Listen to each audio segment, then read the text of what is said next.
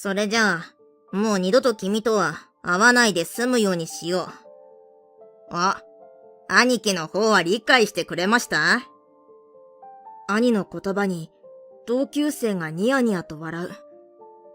その笑顔を見て子供の頃を思い出す。彼はあの頃も同じ笑みを浮かべて、俺たち兄弟のことを貧乏人と言って嘲笑っていたっけ。その度に俺たちは悔しさを飲み込み我慢していた。しかし今は違う。この同級生はそのことを分かっていないようだ。そうだね。兄貴の言う通りだ。はは、やっとかよ。物分かりがおっせえな。このビルは貧乏人は立ち入り禁止だ。兄の言葉の真意に気がついてうなずく。それを同級生はせせら笑ったが、その数秒後にはその笑顔を凍らせることになる。そしてご自慢の自社ビルの床に這いつくばり、許しを請うことになるのだ。俺の名前は八木勉。兄が社長をしている会社で一緒に働いている。兄貴、明日の入社式のスケジュール、ここに置いておくよ。ああ、ありがとう。毎度この時期は一番緊張するな。あの頃はここまで来れるなんて思ってなかったからね。俺も緊張してる。だいたい今年入ってくる子たちって俺の半分の年齢だぞ。月日経つの早すぎるだろう。はは、本当にここまで来れるなんてな。俺たちは小さい頃に交わした固い約束を一筋の光として突き進んできていた。俺たち兄弟は子供の頃、両親と4人暮らしをしていた。それは非常に貧乏と言えるような生活だった。父が仕事中の怪我で思うように働けなくなってしまい、母も体が弱かったのだ。お前んち、絵に描いたような貧乏だよな。小学生の頃からこういったいじりは多かったが、特に俺の同級生である秀一からの嫌味はひどかった。お前の両親が間抜けだからだろう。僕の親を悪く言うな。うわぁ、怒った。怖いな。貧乏人はすぐにイライラするから困っちゃうよ。お前、よせ。俺が我慢の限界になり、秀一に掴みかかろうとすると、いつも兄に呼び止められていた。いいから行くぞ。あ、兄が来たと思ったら逃げ腰かよ。兄弟揃ってかわいそう。俺は兄がなぜ秀一に何も言わず立ち去るのか、それが理解できなかった。一度問いかけたこともある。なんで逃げたの？あんなに言われて腹立たないの？逃げたんじゃない。戦う相手じゃないからだ。兄はそれ以外何も言おうとせず、当時の俺にはそれがどういう意味なのかわからなかった。だから秀一に対し、とにかく悔しいという感情を抱いていた。秀一は父親がいくつもの不動産を有していて、絵に描いたようなお金持ちだった。それを鼻にかけ、俺をターゲットにして、むちゃくちゃ言うのが楽しかったようで、学校でも帰り道でも、毎日のようにちょっかいをかけられていた。俺たち家族が暮らしている家も、秀一の父親が税金対策で購入したオンボロアパートだったため、ネタにしやすかったのだろう。俺、絶対家族全員がいい暮らしができるようにするから、勉は好きなように生きろ。何言ってんの、兄ちゃん。僕も同じ気持ちだ。兄はこんな状況下でも、俺に好きなことをさせてくれようとした。そんな兄にも幸せに暮らしてほしいと、俺は兄と一緒に頑張っていくことを決意した。お互いがお互いの苦手を補い合って、得意を伸ばしていこうという戦略のもと、高校、大学へと進学。そして俺は大学を卒業し、一般企業で経験を積んだ後、兄が起業するのに合わせて転職した。大きな舵を切るのがうまかった兄が社長として会社を引っ張り、俺がサポートに回る形が一番だということに気づいたのだ。ベンチャー企業として起業して二人三脚で頑張ってきたら、気づいたら二人とも40代になっていた。今では毎年新入社員を迎える入社式のためにホテルの会場を借りるまでに成長している。それでも緊張から抜け出せないのは悩みでもあり、昔の気持ちを忘れないでいられているという安心材料でもあった。着いたぞ。今日は入社式前に大きな案件を片付けようと、とある商用ビルに赴いていた。ドラマで見るような大きなビルに、通行証がないと入れないゲートが何列も備わっている。ああ、ダメだ。お腹痛くなってきた。つとむはまだまだ子供だな。兄貴は平気なのかよ。俺は思わず動揺してしまう。まあ、お前に比べたら全然平気だな。そういう兄の表情は、とても無邪気な笑顔をしていて、いつも通りの兄だと、俺は実感することができた。こういう場所で緊張しないというのは、兄はやはり、社長の器にふさわしい人間だったのだろう。それも、つとむのサポートあってこそだ。今日もよろしくな。サポートなら任せて。誰よりも自信あるからさ。俺はそんな兄をそばでサポートできてよかったと心から思った。俺だって緊張している場合じゃない。若い頃に比べたらお腹が痛いのだって少しはマシになってきている。大丈夫だ。大丈夫。自分にしか聞こえないくらいの声で唱え続けていると自然と落ち着いてきたような気がしていた。だが安堵に包まれたのは聞き覚えのある声が聞こえるまでだった。あれでもしかして。イラッとさせる天才のような口調で俺たちの背後から迫ってきた人物は子供の頃俺たちをひたすら馬鹿にしてきていた秀一だった。お二人って、あの二人？いやー、久しぶりですね。こんなところで会うなんて。俺は兄と互いに顔を見合わせると、意見が合致したようで、無視することにした。しかし、そんな俺たちを許すまいと、秀一が行く手を塞ぐように入り込んでくる。そんな久々に会った人に対して挨拶もないんですか？悲しいな。秀一の声は残酷なくらいによく響く。何人かの通行人が俺たちの方にいぶかしげな視線を送ってきているのを感じ取った。久しぶり。普通に言おうとしたはずなのに、どうしてもイライラしてしまって言葉に詰まってしまう。はは、何？緊張してんの？俺に会ったから？今度は何言われるんだろうってビビってんの？俺がビビっていると勘違いした秀一は、子供の頃に戻ったような態度で接してきた。それにしても、兄弟揃って相変わらず冴えない顔しているな。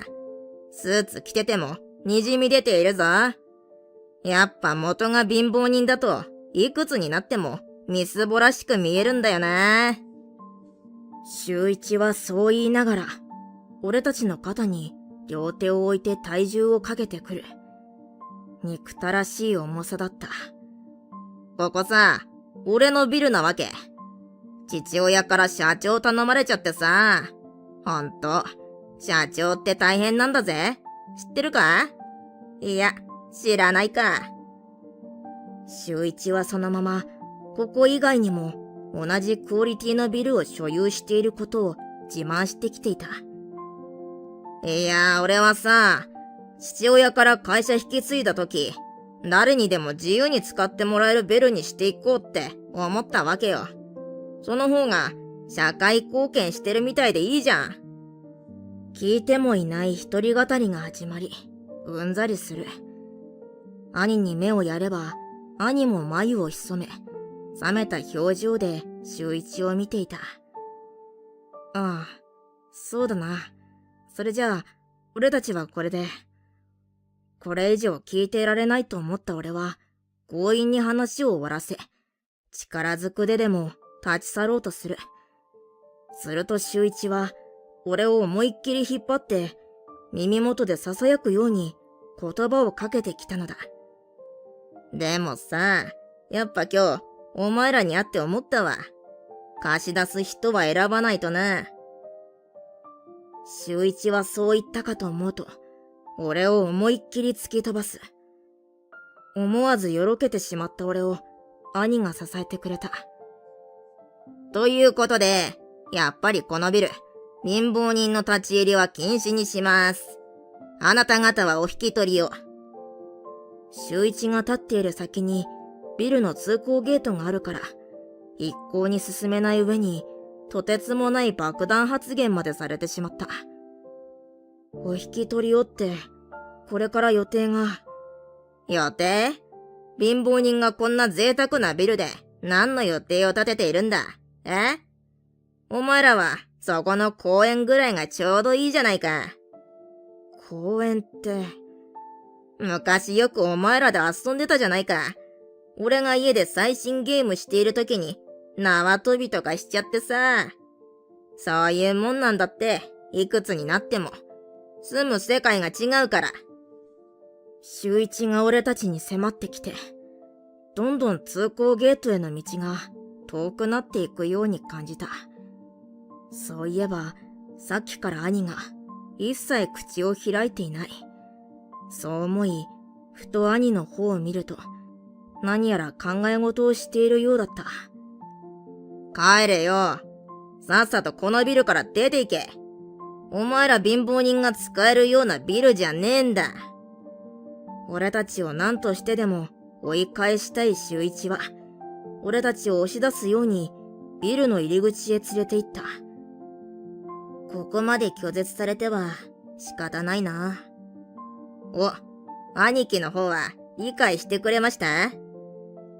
もう二度と君とは会わないで済むようにしよう。兄がそう言って俺を見る。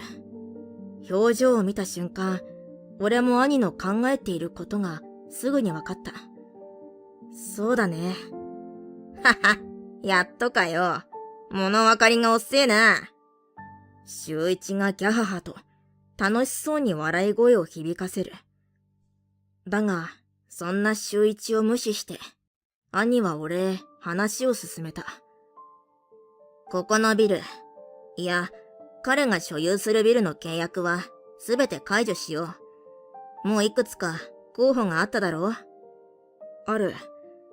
少し金額が高めだけど、アクセスがとにかくいいところもまだ候補には残っているから。契約？は？何言ってんの？わあ、あのボロアパートの賃料ももしかして払えてないわけ？周一は自分に都合がいいように話を組み立てるのが非常にうまいんだなと思った。今日は3年に一度の賃貸契約更新日でここに来た。3年に一度という言葉に周一はドキッとしたようだった。自分のビルの契約期間をずっと貧乏人扱いしていた人物が知っていて驚いたのだろう。ここは長年利用させてもらっていたし、正直愛着があったから、規模を拡大しても残していきたいと思ってたんだけどね。でも、こんな扱いを受けるなら、残す必要はないかな。はは、何言ってんの？からかってんの？違うよ。ここの大半のフロアが同じ会社のコールセンターだろ。そこの賃貸契約の話だよ。俺が指さした先には、ビルに入っているテナントの名前が書かれた一覧が飾られている。2階から10階まで同じ会社が入ってるのだが、それが俺たちの会社だったのだ。ベンチャーから始めた俺たちは急成長を遂げて、現在はコールセンター業務を主軸として力をつけてきている。最近では規模を拡大したいが、場所がなかなか確保できていないという問題さえ抱えるほど売り上げは好調なのである。週一の会社が保有しているビルにいくつかに営業所を設けており、ここのビルは一番大きな規模で展開させていた。嘘だ。嘘に決まっている。週一はみるみると顔面蒼白になっていき、一向に俺たちの話を信じようとしない。これを見てもまだ信じられない？俺たちは自分たちの名刺を差し出すと、そこには社長と副社長の文字が並んでいた。警察手帳を見せられた犯人のように、週一の目はまん丸に見開いて動揺を隠せていない様子だった。そんな、いや、さっきまでのは実は茶番でして、おもてなしです。おもてなし。無理がある言い訳に、俺たちは思わずため息が出る。候補で残してあるテナントの内見って支給取れたりする？向こうからどうですかって案内もらってた場所だから行けると思う。連絡してみるよ。俺たちは週一に構わず、我々の新しいオフィス探しをしようと切り替える。待ってください。本当に悪気がなかったんです。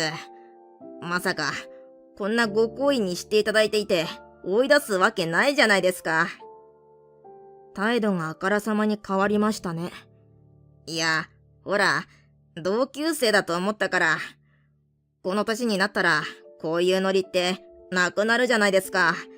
だからたまにはいいかなーって、童心に帰る的な。先ほどまでの暴言は何だったんだと思うくらい、猫なで声に俺は寒気がした。ここや他のビルを全部合わせると、全部で3年契約6億の予定だったけど、5年契約で6億。アクセスいい場所もあるよ。いいじゃないか。アクセスは社員のために良くしていたいからな。そこも抑えてみよう。6億？具体的な数字を聞いて、ようやく自分の犯したことを実感してきたのか、週一は膝から崩れ落ちたまま、俺たちにすがりついてきた。どうかお願いです。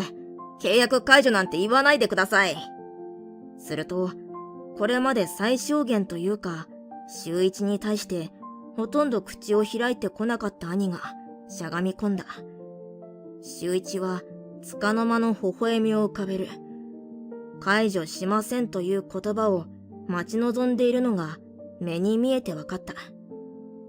目に見えてわかったからこそ、兄はきっとこう言うと俺は推測ができたのである。私はね、一度決めた信念はぶらさないんですよ。幼少の頃、絶対この屈辱から脱却しようってここまで来たみたいにね。だから、これまでお世話になりました。兄はそう言うと、さっきまで週一が俺たちにしていたように、週一の肩にポンポンと手を乗せた。いやー、やめてください。どうかご勘弁を。週一は年がいもなく泣き叫んでいたが、俺たちは構わず、週一のお望み通りにビルを後にした。そして会社に戻ると、早速、契約更新しない旨を担当者へ通達する。ところが、その後日、週一の会社から請求催促の連絡が届いた。どういうことか確認してみると、週一が意地でも契約解除させないようにと抑え続けていたらしい。こんなことされてるんだけど。はあ、めんどくさいことをするんだな、いい大人が。兄はそう言うと、おもむろにスマホを取り出し、電話をかけた。どうもご無沙汰しております。ええ、実はですね、あなたの息子さんが契約解除をさせないようにって無理に引き延ばしているみたいなんですが、迷惑なのでやめていただけます？電話の相手は修一の父だ。社長を息子に譲って会長になっていた修一の父とは、大家と住民だった頃からの付き合いだ。会長は事情を知らなかったらしく、兄が簡単に説明するとすぐさま動いてくれた。兄が言うには、電話越しにも息子に対する怒りが感じられたそうだ。それからすぐに契約解除の証明書が届いて、そこから修一に邪魔されることはなくなったのである。会長である父親が動いてくれたとはいえ、こんなに一気に音沙汰がなくなるものなのかと俺は驚いていたが、兄がその後何度か修一の父と話して教えられた内容によると、今回の一件で会社から追い出されたそうだ。これまでも怠慢な態度で周りを困らせ続けていたが、社長になれば少しは気にするようになるのではと見守っていたそうだ。だが、会社に多大なる損害を与えたことが決定打になった。さらに、家からも追い出されたそうで、修一は現在、俺たちが子供の頃に暮らしていたアパートで暮らしているらしい。同級生たちから久々に連絡が来たと思ったら、ずっとスウェットでそこら辺を歩き回ってる姿が滑稽だから、見に来いよ、という連絡だった。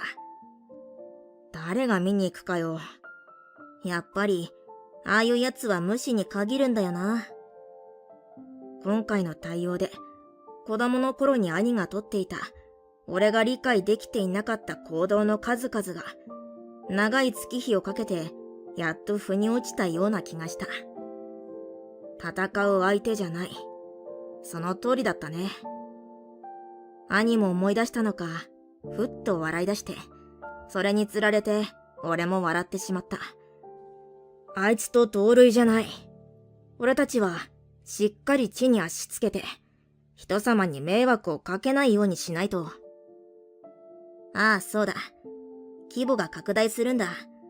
これからも謙虚に、まっすぐやっていこうじゃないか。新しい規模で挑んでいくのに、大切な社員たちが入ってきてくれる。入社式当日。俺たちは、より固い絆で、会社の成長を約束し合ったのだった。